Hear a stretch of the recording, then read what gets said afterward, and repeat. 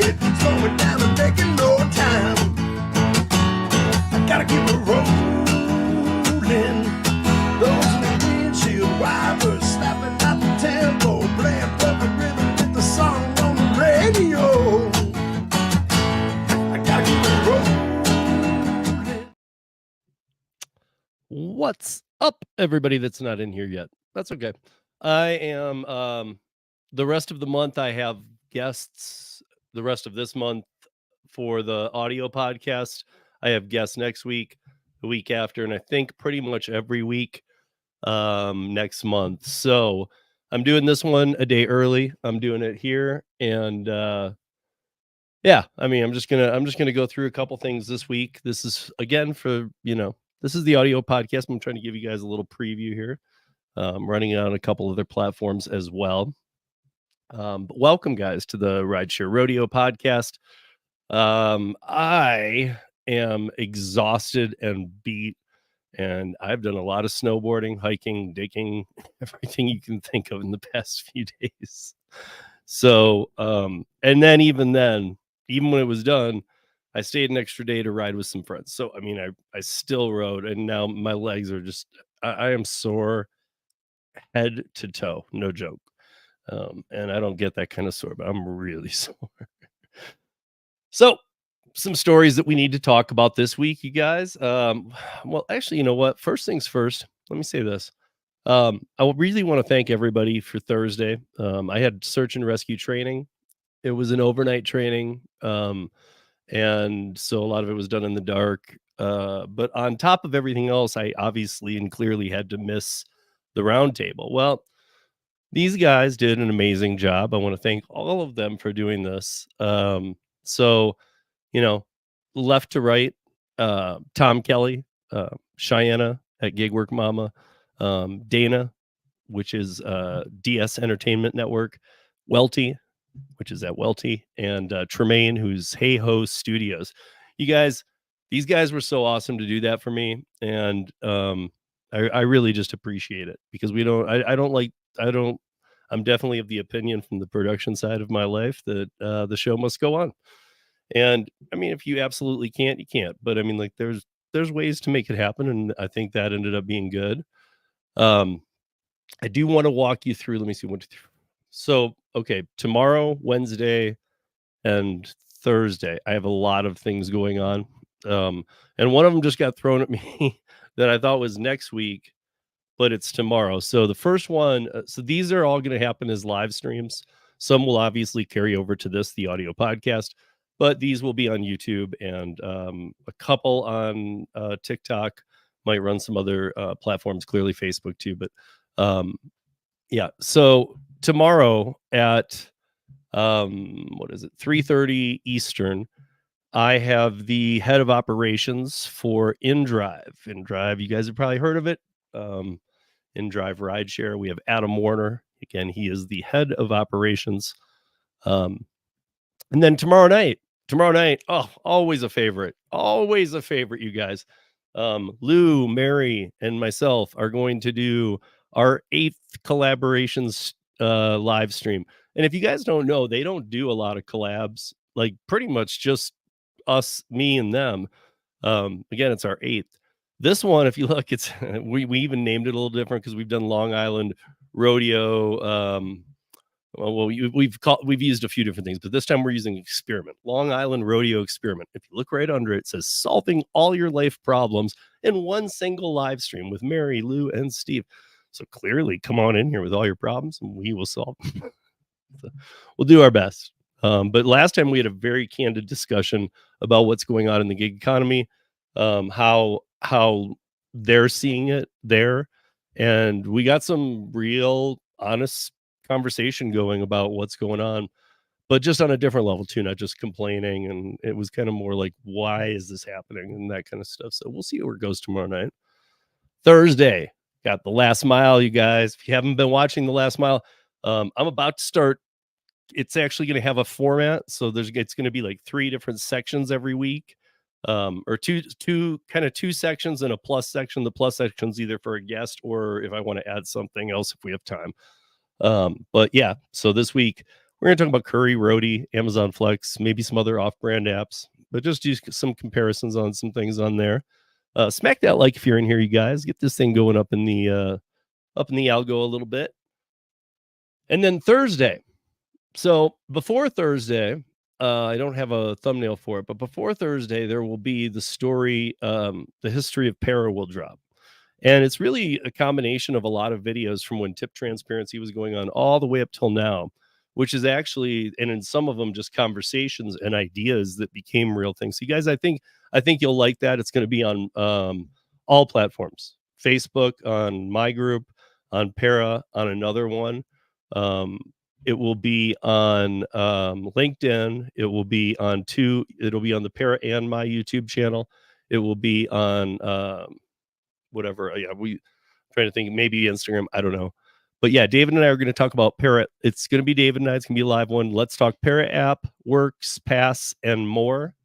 We're going to I'm going to pull together a bunch of questions, and then we're going to do that as well. And then that's Thursday at 7 p.m. Eastern. And Last Mile is Wednesday at 7 p.m. Eastern. But then Thursday at 9 p.m. Eastern, we have the 2-year anniversary of the Gig App Worker Roundtable. So join us for that for sure. All you audio podcast listeners, a lot of those will be dropped through the week. The InDrive for sure. The Long Island Rodeo Experiment.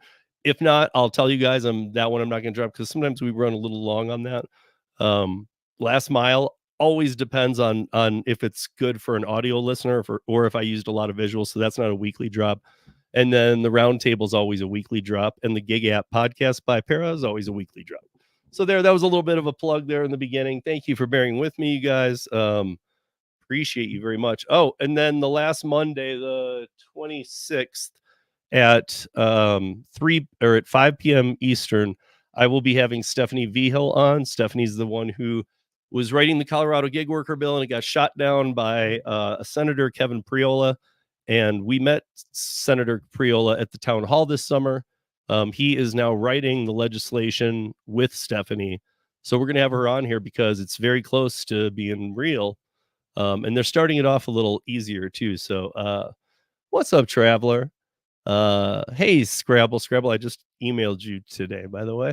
What's up, Derek? How are you doing? I'm actually just on here, you guys, doing a extremely random live stream of the audio podcast. So I'm trying to remember that I'm not here for a live stream per se, but afterwards I might stick around for a couple minutes. But this is the audio podcast, and so I'm going to step away from the comments just for a little bit. Okay, where do we start here this week? Because after this, guys, I honestly think it might even be like 7 weeks where I mean, I have one open week, but I'm trying to fill it with somebody who's actually in the chat. But where I have a guest or a co-host every week. First story this week, though, that I want to talk about, because it's just crazy too the way it was handled. But if you guys didn't see, so here we go. Crowd sets Waymo self-driving vehicle ablaze in San Francisco. So, this is on Saturday. This is on Saturday. What would it be? The 11th? Oh, not even sure. A crowd vandalized and set fire to a Waymo self-driving car using a firework in San Francisco on Saturday. Now, bear with me because it's a lot more than a firework, you guys. Even this says it, but all the stories I've read have said it. But so on Saturday night, a crowd surrounded the white sports utility vehicle. A witness who posted videos of the incident told Reuters that that a person jumped onto the hood of the Waymo vehicle and broke its windshield. Another person also jumped on the hood 30 seconds later. And people were clapping, videotaping, nobody trying to stop it. And as the person who was shooting these videos, there was a bunch of them, but this person in specific, Michael Vandy, wrote, that was when it went wild. He wrote describing that people with skateboards were breaking the glass and others graffitiing the car. There were two groups of people, folks who were encouraging it and people who were filming it. But shockingly, nobody who wanted to stop it. And there were a lot of people there. So it does go on to say that so they're breaking the windows with skateboards, they're graffitiing it, they're doing this, that, the other, they're jumping on it. And it does say that the fire was started by a firework. But if you guys see this picture, I don't have it to pull up because this is the audio podcast, but I would tell you guys, just Google the Waymo robo taxi fire San Francisco, something like that. It'll come right up. You'll see the images. I mean, it's engulfed in fire, and I just can't see. I mean, it depends on the firework. I can't see that being a single firework. That's pretty intense. But there was something else in here too. So, uh, okay, yeah, it's talking about the public hostility following that's following these companies now, even in the few cities they're in. I mean, if you guys remember the San Francisco issue, they kicked Cruise out for what they did, but they didn't kick Waymo out. And now Waymo, I don't know if you know, but the only places they are, I know they're trying to go to Charlotte, North Carolina, once San Francisco fully kicks them out. But we know that San Francisco, Phoenix, there have been groups of people who I've told you before take cinder blocks, drop them off the highway onto the vehicles as they're coming underneath the highway. They're on the overpasses. They they throw things. I mean, they throw things at them. We know of even stupid little things. We know that people take orange cones and you can put it in front of it. You can put it on the hood, or you can put it on the LiDAR. It doesn't work in bad weather. I mean, this thing's it's so ridiculous that we still have to talk about this. But whenever it comes up in the news, of course we do. So last week, a driverless Waymo car collided with a cyclist in San Francisco. If you guys didn't hear about this, this is what caused that on the other night, and probably other things that have gone on, because even though we pick up on every person killed, injured, whatever, we do not we do not hear about every little incident. Like if a Waymo bumps somebody, or if you know what I mean, like we're not hearing everything. We hear when people are getting hurt, or like things that absolutely prove these things should not be on the road. So the incident is being reviewed by the state, the city, and the state's auto regulator. And that was a Waymo, guys. So Waymo, is still in Phoenix, and they're trying to expand service in LA and into Austin. They're going to have a very tough time now. On October 2nd, 2023, and this is what I was talking about with Cruise, a pedestrian, okay, and if you guys remember this, we've talked about this, a pedestrian hit by another vehicle. So the pedestrian was crossing the road, like, I think it was 3 lanes each way, and he crossed to the medium, not at a light, but then he was crossing to the road, and he got to the second lane from the curb, and a vehicle kind of grazed him and knocked him down. And I know that first vehicle needs to be at fault at a level, but the other thing is that the Cruise vehicle, at least in their studies and what they tell people, had more than enough time to brake, even once he was on the ground. But also the LiDAR is supposed to see through things and be able to tell you, hey, there's a person crossing, not in a crosswalk. That should make the Cruise and Waymo almost like put their hazards on and slow down to a stop until they figure out what that is. And if that would bother some drivers, well, I'm bothered by the whole thing that these autonomouses are out there and live testing when we know they don't work. Let's just be honest. But after the passenger had been hit, the response time for the Cruise vehicle actually got up on the person. So it should have stopped before, got up on the person, and it drug him a little bit, and it stopped on top of him. So that made California suspended Cruise's driverless testing license, and Cruise pulled all of its U.S. self-driving vehicles from testing, all of them. So there are no markets anymore, at least for now. Don't forget, guys, these guys are trying to sell you level 5 autonomous testing when at best we're at level 3. at best. Anything beyond level 3 is just testing, and I mean, its accuracy is horrible. Like we've even been told, like, well, if it's like snow, okay, that's why they would never bring one here, because in the snow, uh, it they do just shut down because they can't decipher anything with the snow, so it just stops, and then somebody has to radio those back in or do whatever they do or tow them back. I don't even know. But there's all kinds of things like that, and these vehicles are expensive. This happens, so, um, let's see.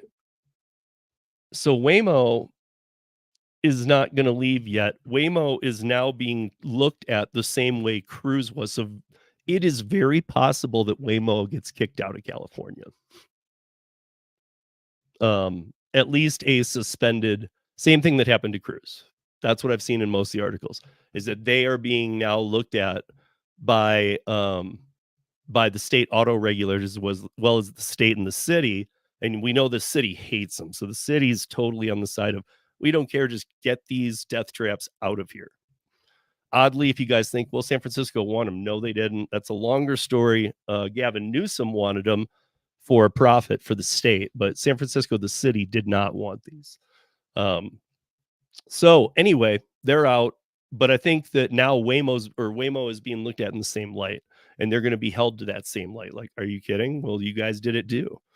And so we know that they're not perfect, but I guess I get to the point where it's like, okay, if that's fine. I didn't expect them to be perfect, but you cannot be live testing if they don't work, and they don't work. They don't work. Um, I want to I'm gonna skip over here to this to what is it, Wednesday's Valentine's Day. So I don't know if you guys have been following this or whatnot, but there is a DoorDash, Uber, Lyft, and I for some reason I don't see all of the apps on it, and there's lots of articles out there. Like today, for instance, I pulled up the articles and I wanted to see what the articles were.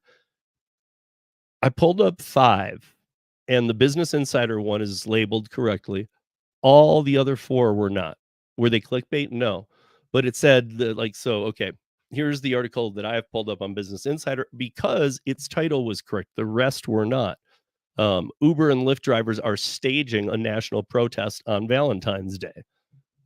Key word there is protest. In every one of the other articles I pulled up today, it said a strike. I've heard this so many times, and I've been through this so many times with people who have tried this, mainly with Instacart and other things. But I mean, we've seen some rideshare ones too. But I got to tell you guys that oversaturation, now triple oversaturation, it's not, you can't strike if you don't have a job, if you don't have a W-2 or some kind of locked in position with the company, you can't strike. You can protest.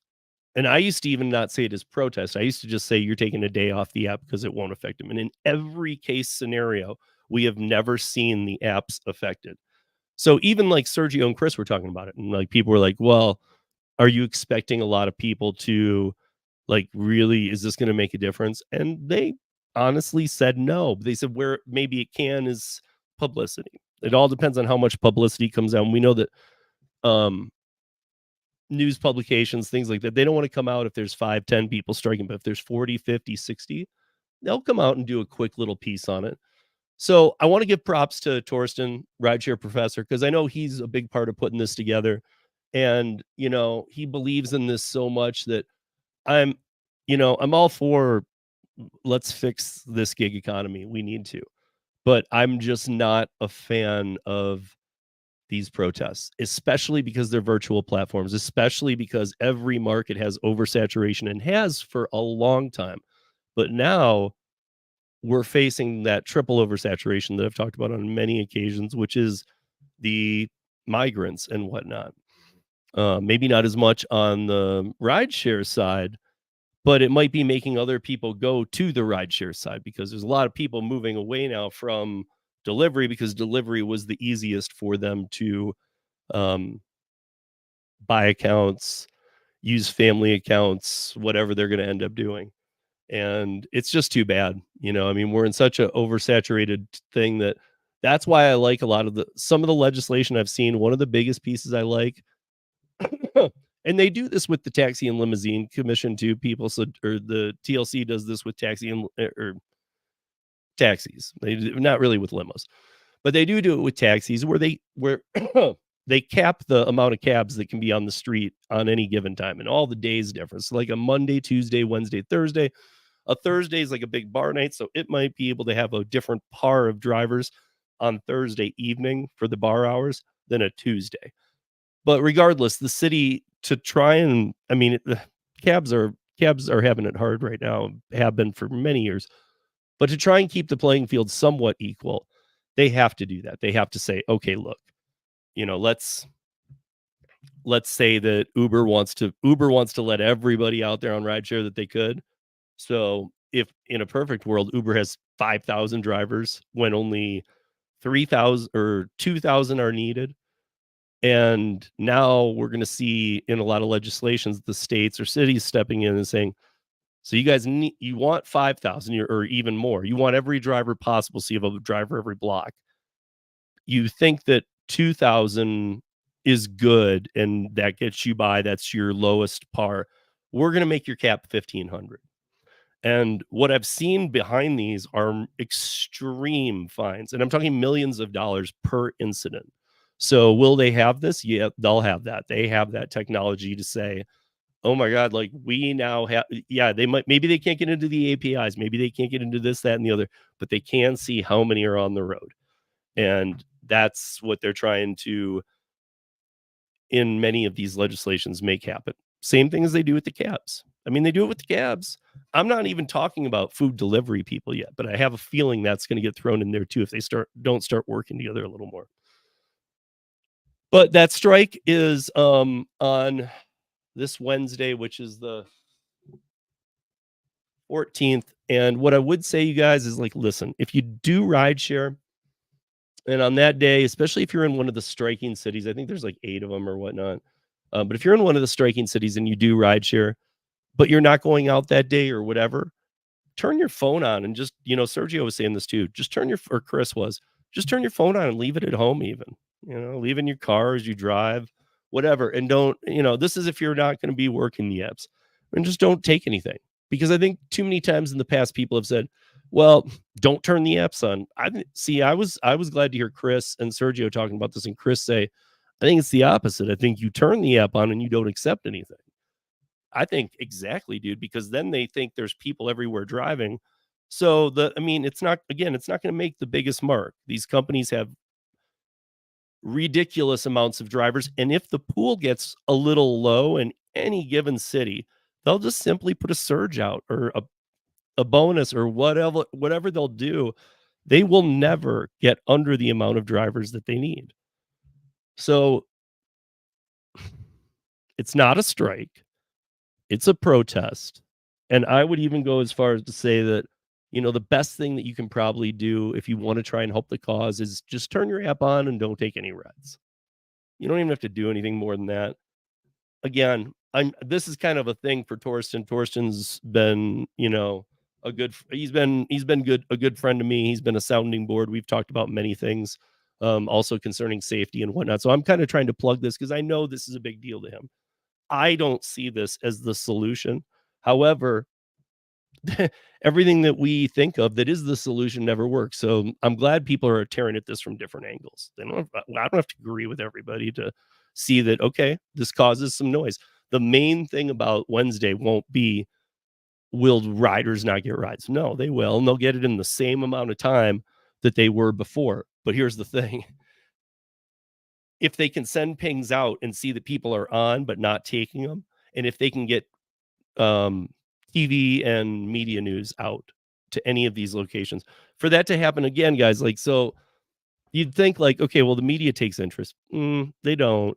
I mean, they will. Again, when I've seen these in the past for Instacart or whatever, even in the biggest of cities, it's like 8 to 15 people there at its peak.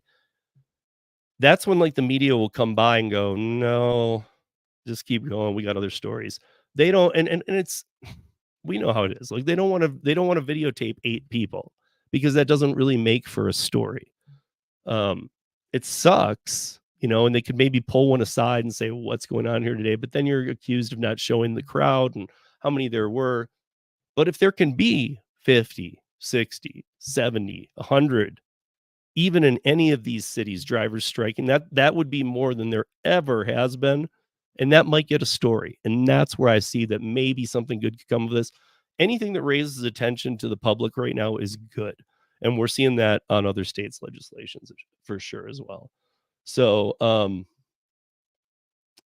guess the cities that we'll be seeing it in, the striking, oddly, the striking is going on.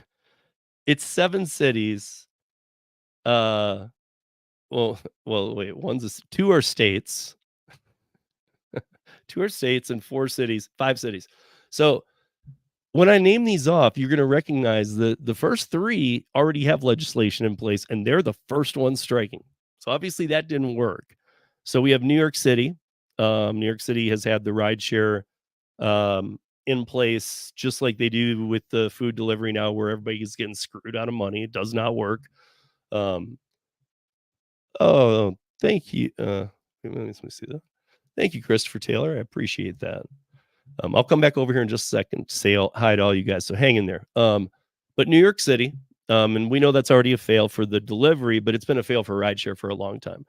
But they're going to strike. They've had legislation. Seattle has had legislation for a while now. They're going to be striking. California has had Prop 22. They're going to be striking. But I've always told you Prop 22 does nothing for the rideshare drivers. And those who have argued with me have been down this rabbit hole enough times, guys. Yes, I agree. If you do whatever it is, 26 hours or more a week for a certain amount of consecutive weeks, yes, you do qualify for Prop 22 medical stipend. But here's the thing. You're buying an inflated priced insurance policy with your stipend taken off. So let's say that the policy is $430. And let's say that with the stipend, you're getting it for $300. Well, I already went through with some people and we looked at, it's called, I know you guys in California call it something else too, like California. It's not just straight Obamacare. Like here, we call it marketplace, medical marketplace here in Colorado. But you guys call it something in California. And if you go, it's all just Obamacare to me. And Obamacare, I mean, that's something that until we have a better system, I'm glad we have that. Because no matter what you think of him or his presidency or whatever, it's nice when a president leaves with something, and healthcare is just not, you can't afford it unless you are covered these days. So that really helped. But in California, you can go get Obamacare for about that same $300 with about the same amount out of pocket you got to pay and all that. You're going to basically get the same plan through Obamacare for $300 as the $440 Prop 22 plan, where you're getting or $430 Prop 22 plan where you're getting $130 stipend off, and it's now $300. Well, that's the same price as the Obama one. So we know rideshare saw nothing out of it. It's only the delivery drivers that really benefit from 22. But then we got Minneapolis, we got Chicago, of course. We got Massachusetts, and we have my state of Denver. So I will be curious to see on Wednesday. I'm actually going to go down to where I know where they'd strike. It would either be at the airport one or down by the Capitol. But I will be in touch with other people too and seeing if anything's going on that's any kind of noteworthy. Again, most of the time, these people don't even bother. I mean, there's just so few people. Like at the airport, I've seen stagings at the airport lot back in the day where maybe 10 people have turned off their app in the staging lot. But our staging lot at Denver holds about over 100 cars easy. I think it's closer to 200 or 150. So if you have, even if it's 2/3, let's call it 100 cars in the lot. If you have 10 cars turning off, so what? I don't mean to be a jerk. I'm just saying, it just creates a surge. They get other people out there with bonuses. There is a way to fill this. The only thing that can be taken away in my book is amazing PR. And that has to kind of be done ahead of time. And I would think Torsten is doing that. So we'll see. Maybe he's already getting ahead of that game, trying to really get that publicity out there. I hope he is. But yeah, that's for that. I will be into the chat in 1 second. I just want to go through this real quick, you guys. So stick around here and then we can chat for a little bit. I just got to finish up the audio podcast. And for those of you in the audio podcast, know that I don't do this every week. You guys know that. However, I just wanted to run the audio podcast this week since I didn't have a guest to a few different platforms, which I'm doing.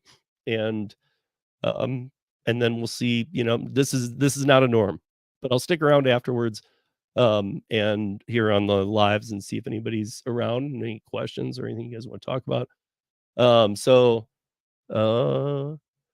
Okay, this is talking about AB 5. So this is talking about California's misclassification law that hurt the employment and as it relates to the DOL ruling. So so this is, you got to follow the words here a little bit. Employment fell for non-exempt occupations in California. So when they did AB 5 and like lawyers, anesthesiologists, doctors, this group, that group, they all got their carve-outs. They were then allowed to be independent contractors. But for occupations that didn't get a carve-out, these stats reflect both W-2 work and independent contractors that were hurt by this. So California's AB 5 took effect in January 2020. We know that. It codified a 2018 California Supreme Court ruling about the three-prong test. It's the B prong that's the big one. That was the dynamics. And eventually, over 100 occupations were exempted from the law from 2020. So they had to rewrite the law to be AB 2257 because it had got so sloppy with carve-outs.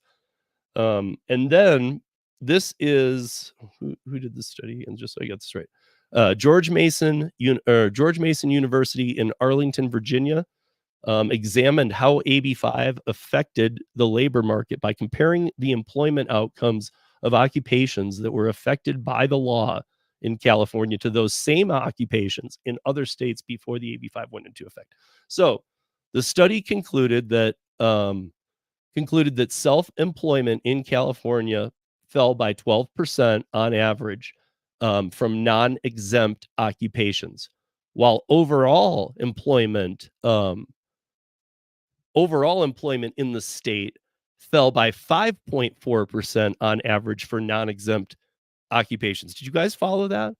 So the whole reason this was done, right? AB 5 was done because Governor Newsom was saying, listen, you guys can't be independent contractors anymore. We don't trust you. We don't think you know what you're doing. Let us take care of you. We'll get you a job. We'll get you a union. You won't make much money, but we just don't trust you. Pretty much. There wasn't a nutshell. But anyway, when AB 5 went into effect, the big promise there from Lorena Gonzalez and himself and others was that, and the EDD, was that it was going to create almost the amount of jobs that the IC part would kill. Well, here we're looking at it right now. So if it was a non-exempt occupation, self-employment in that non-exempt fell by 10.5 or fell by 12%. And I'm thinking that that's going to get higher and higher and higher and higher, because even some of the non-exempt who maybe had little leeway, they have to pay a lot of stuff that they can't. And I know some are still going out of business. So I think this is a rippling effect. But what I was really struck by, because if anything, it should say, while overall employment in the state for that same non-exempt occupation, it should say rose 0 or fell 0. At least that would mean it stayed the same, but it would still be bad because it would still mean you didn't create any jobs out of the careers you killed. But they're saying that so the overall employment, W-2 employment in the state fell by 5.4% on average of the same non-exempts. So people were getting their self-employed killed by 12%. And I mean, I think I know it's a little bit higher, but I think that this is using the whole bundle of them. There's some that are way higher. But so 10.5 or and then 5.4 that they were supposed, it should say, really it should say, and then overall employment in the state rose by 5.4% on average for those same non-exempt occupations. But for it to say that we killed 12% of these occupations and we tried to hire in some W-2 people for those non-exempt occupations, and we still lost 5.4%. I mean, it's just proof how bad this really, really, really is. And it is that bad. It really is that bad. Where was it here? So one of the, I don't think we need to go that. Okay, so they're talking about at the national level, and how there's a real danger of extending the consequences of worker reclassification laws nationwide. Again, the intention here is to alter the composition of the workforce. More workers would become employees, and fewer. And this is the national level. The Department of Labor's rule change for the March 11th. More workers would become employees, and fewer workers would be independent contractors. Unintended as they may be, the consequences of the DOL rule will likely be very similar to those of California AB 5. Okay, so here's my question. Again, the intention here is to alter the composition of the workforce. 70 plus million people are independent contractors, freelancers, self-employed, app-based gig platform workers, whatever. Work for themselves. That's 40% of the American workforce. Now, when California did AB 5, they didn't make any jobs. In fact, they lost them in the fields. And the people who were able to work couldn't. And those who were put in the jeopardy of, well, I think I can qualify. It still turned out, if you haven't heard other things I've done with Kim Cavan and some of the other ladies, that it still turned out that they became toxic. So nobody wanted to deal with them. Even if somebody was like, okay, I read through all this and it doesn't seem like I can get in trouble working with you, they still didn't work with them because it wasn't well defined. The DOLs is even worse. I mean, it's like we've talked about on several occasions. It's going to be a case by case type basis. And let me see. So one of the driving reasons to reclassify independent contractors on the federal level of it as employees, and we know this has been coming for a long time, is because contractors are not entitled to minimum wage, overtime pay, and other benefits under the Fair Labor Standards Act. Independent contractors have the potential to earn higher compensation compared to full-time employees, but they are also responsible for their own expenses, including taxes and insurance. Contractors may also experience fluctuations in income and may not have the same job stability as full-time workers. I mean, these are basically threats from the DOL direct. So they want to put in benefits, and not only to the app-based gig economy, but as somebody who does laser work, who does lighting, who does production, and other traditional gig economy stuff, not just this app-based stuff, it has for a long time, that just doesn't work. The only thing that I know that it's not perfect yet, but it is worth pursuing, and I hope a lot more companies are, because I know a couple companies tried to start up, but they went out under so quick, but is the portable benefits system. Because again, we never defined this space. We never defined, where, like, okay, so what is this? Is it hybrid? Is it hybrid IC? Because a lot of you who've never been an independent contractor outside of the app-based gig world apps, you view it as like, I can work whenever I want. So it's really just flexibility.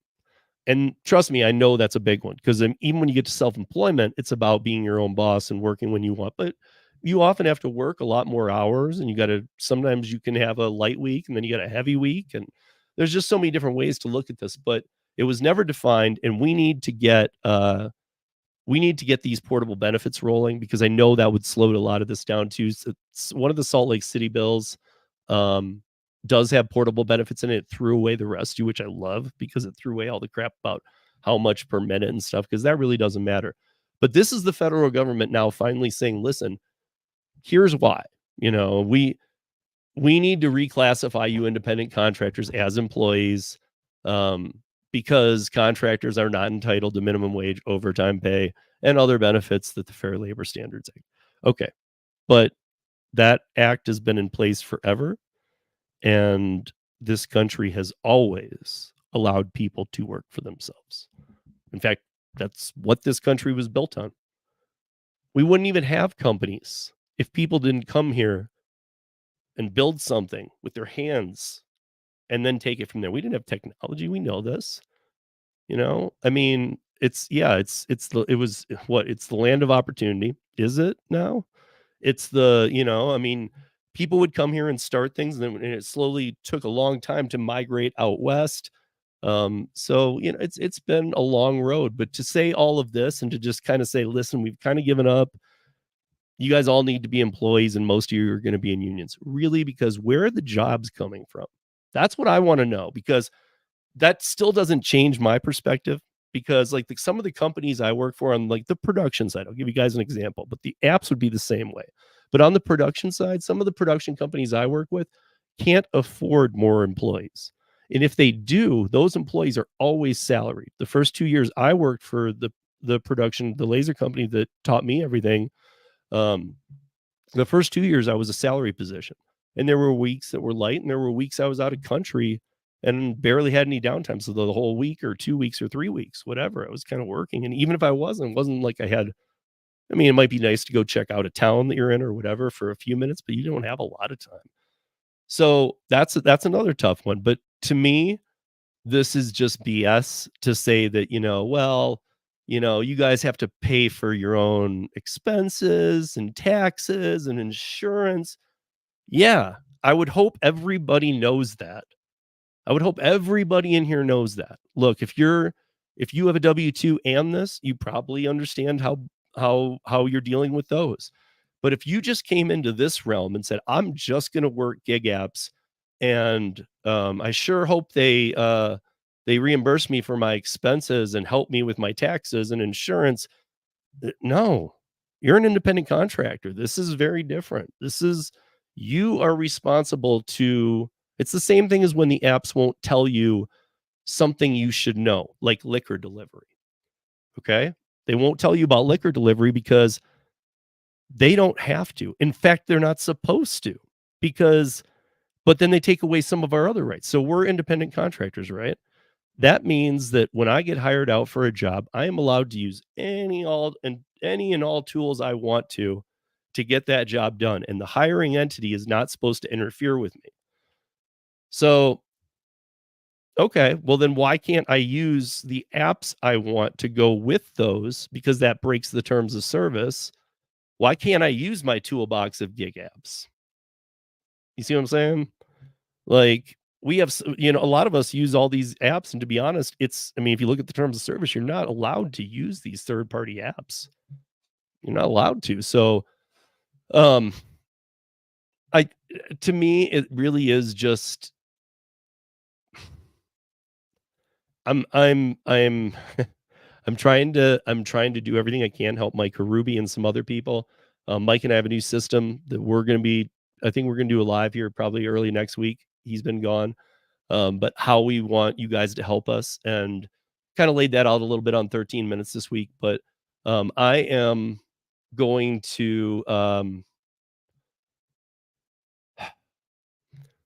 look, I couldn't be in production if the DOL rule change affects me doing production. If it affects the gig apps, and for those that say, well, we already heard it won't. Yeah, you heard it from spokesmen from the gig app companies. What they haven't told you is that the pressure isn't going to be on you on the federal level. It won't be on you, the driver. So like March 11th is the rule change. March 12th, you're not all going to be deactivated. But very soon after, like what we've discussed with some lawyers even on this channel, very soon after that, they're going to have to start making some examples, or nobody's going to take this rule change seriously. So it is expected in the first 3 to 4 weeks that they will make some big chops. Will it be on you, the driver? No, not on the federal level. That will be state legislation that would come after you. But on the federal level, they'll put pressure, fines, all kinds of stuff they're already talking about to the gig apps. What happens when they find the gig apps millions and millions and millions and millions and millions of dollars? I'm talking like millions, like a lot. What happens? Do you think that the gig apps finally say, you know what, we've really put these drivers through a lot. Let's bite the bullet on this one and we'll just take one for them because we really can't chop their pay any lower. We all know that's not going to happen. We all know exactly what's going to happen, and they're going to take it out of the drivers in whatever weird way they want. Hell, we even know this. They'll even take it out of the customers now. I've never seen a business model where you treat like you're just an interface. You're just a dispatch company. Let's keep it to even the food platforms. We won't get into some of the more like off-brand ones like I talked about in last mile, but let's keep it to the food and rideshare. You're just simply dispatch platforms. So yeah, I mean, I don't know, guys. There's a lot of states legislation that I'm worried about. Here in Colorado, when I have Stephanie V. Hill on, because hers got shot down, and there were a couple things taken out that I would have liked to have seen. Ours wasn't as harsh as some of the other states, but again, when you open the door, then it becomes open, and it's impossible to shut. So, but now she's working with Senator Priola, who was at the town hall with us, and he just didn't understand what was going on. So they're kind of doing something together. So when we have her on, we'll explain what's going on here in this state, so you guys kind of get a feel of after we explained to a senator who was voting against something, after we explained why here's what it really is, here's what you need to understand. I mean, was it that alone that changed his mind? Who knows? But he did get into looking into it, and he decided, wait, this is wrong. Like, why, the people I was getting letters from are just the mad people that can't make this work for them. So I don't need benefits for all because I can't afford to lose all my gigs. So to me, the only way I'm down with benefits for all are portable benefits. And you guys can look into portable benefits if you want. Maybe we'll talk about it on something upcoming here soon. I've talked about it before, but portable benefits are basically exactly what they sound like. You can use them from all the apps. They can come into like some kind of system that you're paying into or that the companies are. Like I've had a suggestion that why doesn't Uber, DoorDash, and all these other apps, all these giants take just half of the money that they make on you. So from selling your data, okay? If they're selling your data, if they took half of that money that they sell your data for, that we check a box saying it's okay to do it, it shouldn't be. But if they took half of that and put it into portable benefits, we'd actually be in the same place as a W-2 worker upon retirement. So I've presented the fact of why don't we start really pushing for that? Because I'm not even saying all of the money. Just if they put half of the data money they sell on each of us through time, we'd be pretty well off. But they're not even willing to do that because we check a box that says, go ahead, sell our data to everybody you want. But think how many people are on these platforms. Even for them to give half up, they can write it off in different ways too. But even for them to give half up, they're still making a ton on your data. So I don't know. So for the audio podcast listeners, thank you for joining me. And we will see you back here next week on Rideshare Rodeo. Be safe, earn smart, and be good to each other. Peace, y'all. And for those of you in the live chat, let me see what's going on here. I just wanted to end the audio part first. Hey, Chris Taylor. Yeah, I don't know if you saw Chris, but so Chevy isn't having anything to do with Cruise, but Cruise I have a thumbnail up because I've been trying to make this happen for a long time.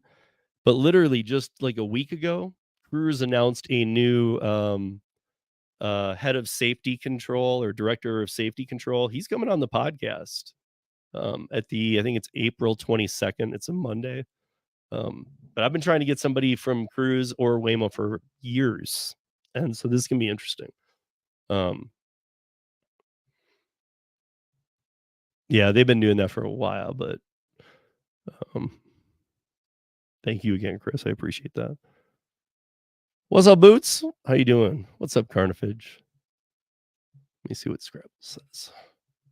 These pending regulations are proof the varying spaces with the gig economy need to be better defined. I couldn't agree more. I could not agree more. This meant they would have to make order worth taking. How many people don't speak English? How many people who don't speak English will be taking the orders? Yeah, I don't really. That's there's a lot of people that even before the oversaturation of the border that, even before all the migrants, which has been an issue for many years, but how bad it's really gotten, even before all that, we still had a lot of people who were doing that kind of thing. So I'm not sure that's a good gauge, but I get you. I feel you. The aggressive ones, especially. And I've seen more of those, and we're a sanctuary city, Denver. I'm not happy about it at all.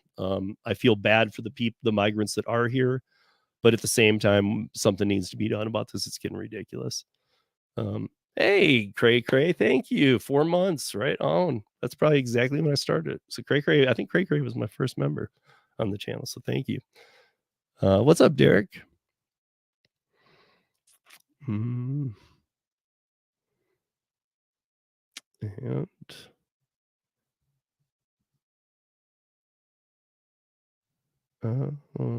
what's up, Mike? How you doing? Yeah, Stephanie is awesome. Yeah, and for those of you that didn't know, I'm going to talk about Cray Cray's comment here for just a second, because Stephanie is awesome. A lot of people viewed it as, man, she's like way to the left. How do I put this? She isn't.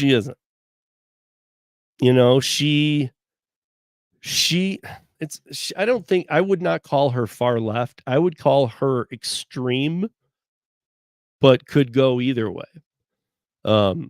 She recognizes that we all should have a bigger piece of the pie, but she doesn't think that it should be done through government programs. Now, most people on the far left think the opposite. They think, dude, let's just make 1 million government programs and somehow this will all work itself out. She's not like that. She does have some far left views. She does have some in the center, and she does have some conservative right, but she doesn't have anything extreme right. So to those that were saying that she's far left, I don't think that's exactly true, but she is awesome. And she will be on here in 2 weeks from today. Also, as far as the DOL rule, they can say it's about the Fair Labor Standards Act. I think so. Scrabble meant the FLSA. It's the Fair Labor Standards Act. But it's really about our society not being dependent on payroll taxes. Yeah, I think that, to be honest, I think that like everything, look, I'm not jumping down every damn rabbit hole and every damn conspiracy theory, but I'm sure that some of you feel this way about some. There are some that right away, I enjoy a good conspiracy theory because I try and find the problem with it. Because a lot of times I can do that, not like I can just go, oh, no, because of this. Sometimes it takes a little bit, but I can find where, no, that's not true. But there's a handful that have been like really raising surface that have enough whistleblowers and video and surveillance and things that we didn't know were happening now that we move ahead in the technology age. And this W-2 model of pay isn't really working anymore. I'm not saying it won't, but it's almost like the hybrid gig economy. It needs to be redefined, and it needs to allow some sort of, I'm not even sure I have the answer. Hopefully Mike Harubi and I will be talking about some of this because we have been. And he's got a lot better handle on some of the things we could do around that. But I understand that we don't have some people paying in, but that's what this country was built on. And even when we don't have the migrant situation where they literally for the last year until just recently when at least Texas shut it down, but you don't even stop at a border crossing. You just go across the border and they don't even wave to you. They just stand there. I've seen it. I mean, you guys, we live in a very fast paced, they pull some videos and whatnot, but you can see real stuff from around the world now so quickly that we're not just being told anymore. This is what's hurting news media and stuff. So, but there's so many coming in, and the whole excuse on the side of the people who are saying, no, let's keep letting this happen is that, well, let them be the new people on the entry level jobs because we have all these independent contractors that have mastered skills and have gone out and created businesses for themselves. Okay, we're still letting way too many people in and there's not enough jobs to go around. However, my argument there would be we've already done this and we know that when you kill the independent contractor jobs, there are no W-2 jobs those people will take. Because a lot of those people worked, let's make up some numbers, for 30 to 50 grand for 10 years and then found some niche skills where they're like, I think I could do this on my own for my own business. And that's what they do then. They take that niche and they say, I'm going to go make my own business. And that becomes an independent contractor. Now you're living under different rules and tax laws and things like that. But at the same time, you're your own boss and you don't have to account to anybody anymore. You have clients. There's different ways these are done, but it's like they're saying, listen, you guys all need to be in unions. However, we let in 7 to, some people are way over 7 to 11 million plus migrants. So your whole goal is to get them fast tracked into entry level work, but you're going to kill off the 40% of the American workforce, 70 million plus independent contractors. And there's not going to be jobs for them. And even if there was, a lot of those people who've moved on beyond wanting to have a W-2.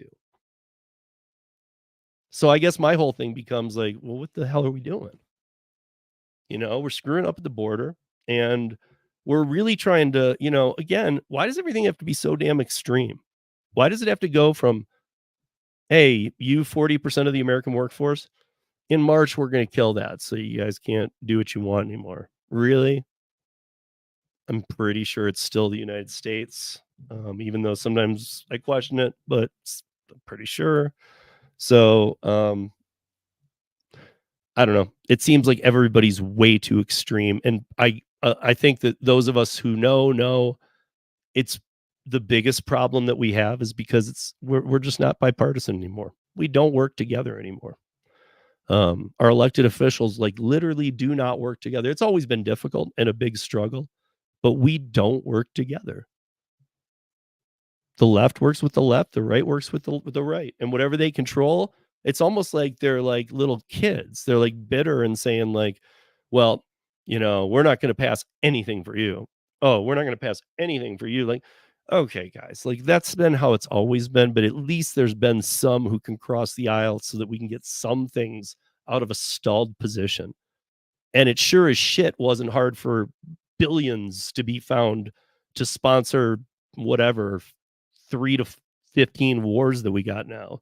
I mean, whenever we start a war, it seems like there's billions and billions and billions of dollars that, let's just use this. Well, where'd that come from? So don't even get me started, man. I'll get pissed off. Yeah. So, and then this is another problem too. I mean, Scrabble's raising it exactly. The other thing, and how I'll even play on top of this, the number of people choosing non-traditional increases and stuff. I'll even say that people don't trust the W-2 anymore. And I'll be honest, I've said this many times. If you want the W-2 and you have something you specifically want to do, or like Cray who does W-2 and then has and then does some side gig work, great. But if you're coming out of college or something and you want a W-2, it's not like it was. You're not going to get a job and potentially stop that job and maybe get one other before you retire, or in a perfect world, hire right into one company and retire with them. Those days are gone. I mean, those stats are already out. You're going to retired or graduated professionals will have 5 to 7 careers if they stick with that career in their lifetime. I mean, if you go back 40 years, most people had, or 50 years, most people had one job. Not only one job, they didn't have to go to do gig work after work and stuff, but if they went to work for Ford, they retired with Ford. That doesn't exist anymore. So what's the W-2 mean anymore?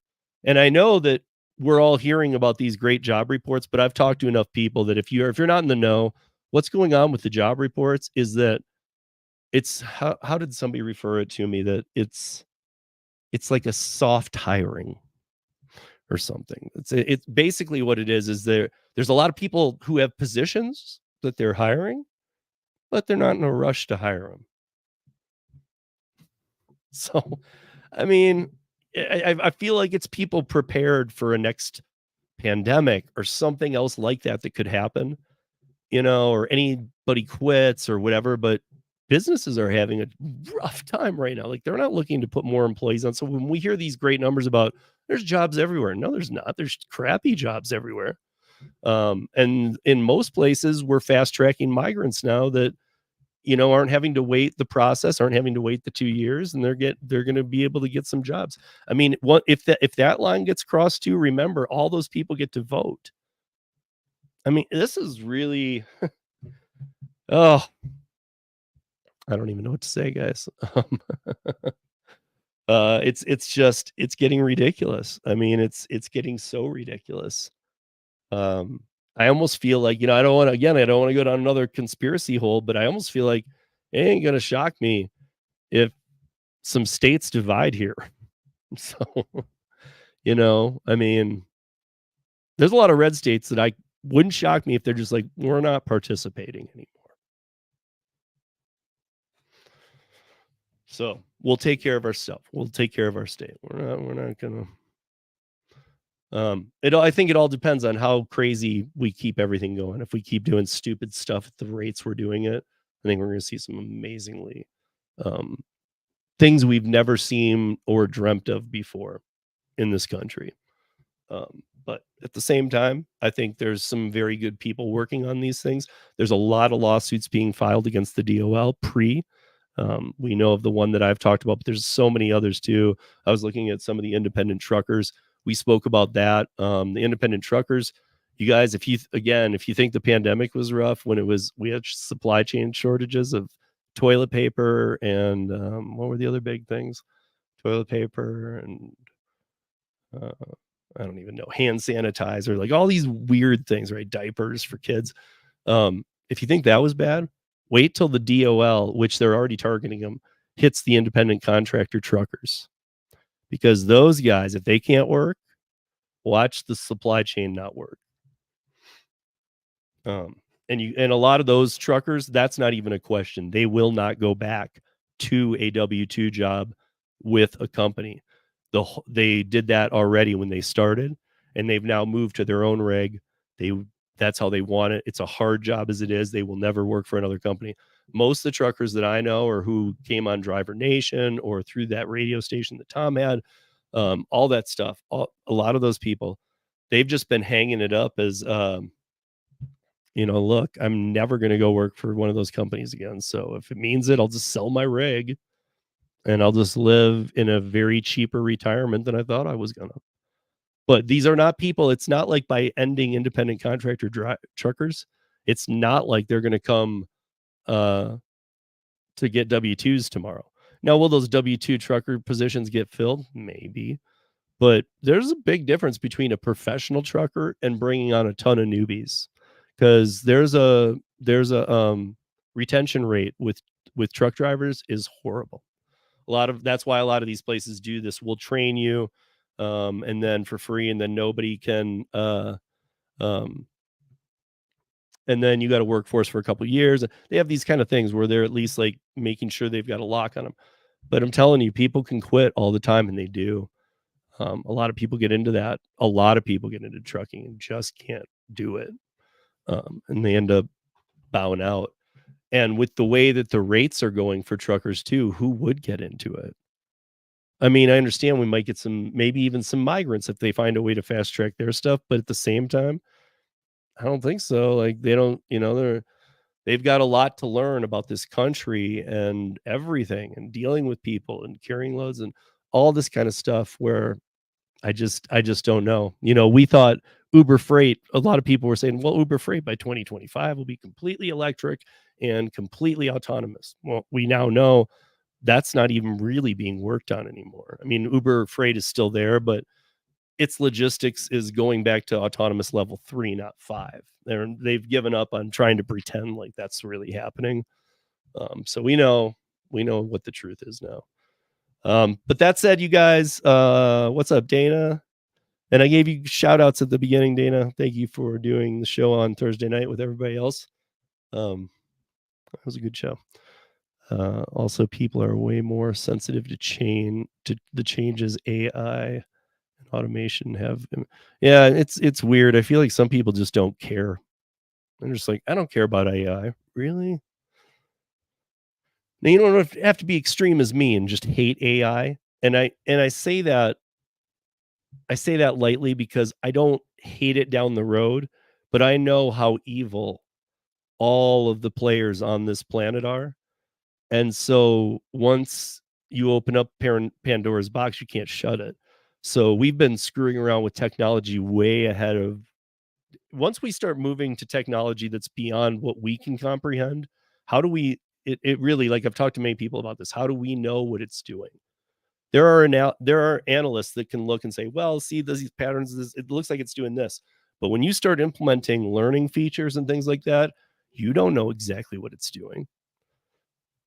Even the programmers have lost sight of a lot of things, and they've said that. I've seen some reports from Argyle.io saying the same thing. So just imagine if 70 million people try to get a W-2 job. Well, yeah, and that's the thing, Dana. I was saying that earlier. Where are those jobs going to come from? Because we were looking at the California stats here, and you'll appreciate this, Dana, and then we'll wrap this up. But you'll appreciate this. So George Mason University in Arlington, Virginia, conducted an exam on AB5.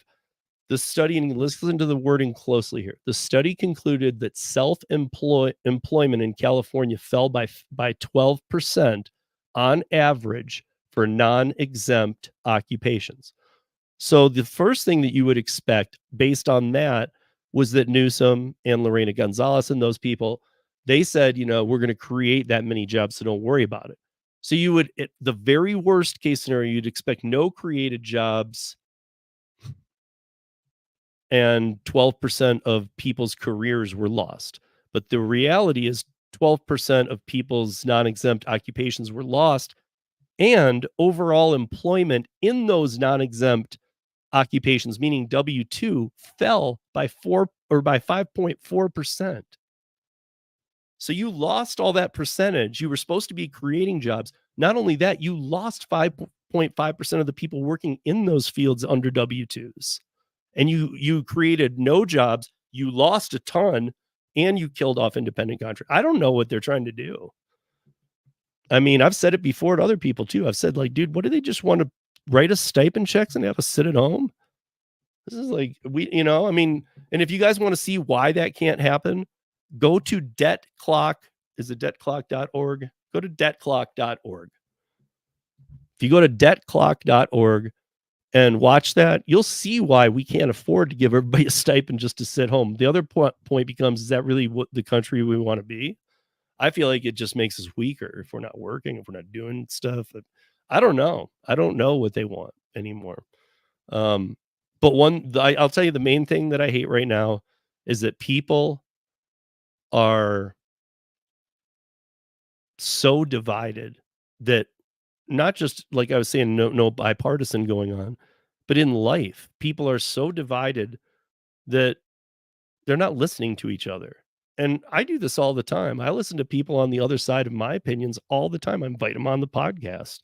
I have some people that agree with me and whatnot, but we always disagree on some. And some of the people I've had on, we don't disagree on much at all. So, I mean, that's just part of, if we're not doing that, how do you get ahead? If you just think your view is right and you're not even listening to the other side, that's kind of that would step into a whole nother rabbit hole that some people don't think should happen that I do. This two-party system needs to be burnt to the ground. There's no way that anybody should be registered to a party in your state. We should, I mean, if you want to call us all independent voters, registered voters, cool. But I don't even think they should have a database on that. I don't think they should know how I vote because I vote all over the map. I know Dana votes all over the map. I know Scrabble does. Scrabble doesn't vote right down the right down the left. Dana doesn't either. There's sometimes sometimes something matters to you and you vote on the other side. You know, it's like, so, and you're allowed to do that. So if you're allowed to do that and voting's kept so privately, I mean, I know now we do the mail-in ballots and all these, but if you've ever voted before those, you remember you went into a booth. It was a private moment for you to cast your vote. Well, why do you have to be party affiliated? I mean, all that really does is help them poll. That's all it does. To me, that's bullshit, you know, because then it helps these extreme funding groups get behind some of these people because they see, oh, they have the path to win this. They shouldn't know that.